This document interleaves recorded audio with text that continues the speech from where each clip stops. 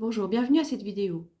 Ici, je m'adresse plus spécialement aux personnes qui ont soit déjà un dossier en justice, soit souhaiteraient constituer un dossier en justice pour des faits de violence psychologique ou autres, parce que souvent, la violence psychologique est au-dessus, couvre d'autres formes de violence, comme la violence physique, la violence économique, sexuelle.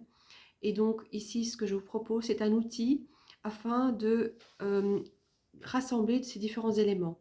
Pourquoi? Parce que il est très probable que vous êtes dans une situation de confusion, de problème de concentration et différents symptômes liés à ces situations de violence.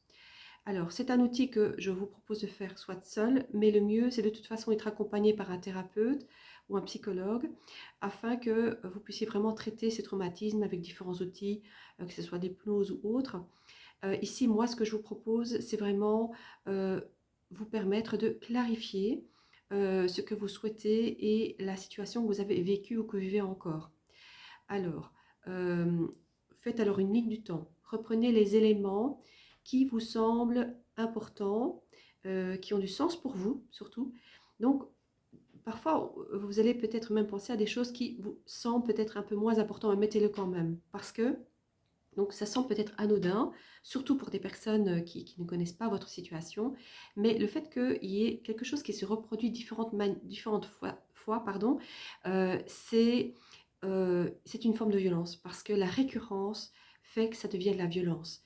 Taper toujours sur le même endroit, à un moment donné, ça peut faire mal et très mal. Voilà, donc, euh, et c'est même des choses anodines peuvent provoquer un traumatisme et parfois il faut des mois, voire des années même pour arriver à en sortir, accompagné ou pas par ailleurs. Donc, donc, mettez sur papier, si ça prend plusieurs jours, ça prend plusieurs jours.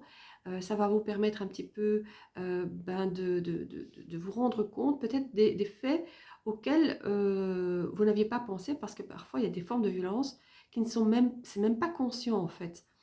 Donc, ça va être vraiment un outil qui va vous permettre d'y voir plus clair, de rassembler les documents aussi liés à ces différents faits et de mettre en avant justement ces récurrences quand il y en a.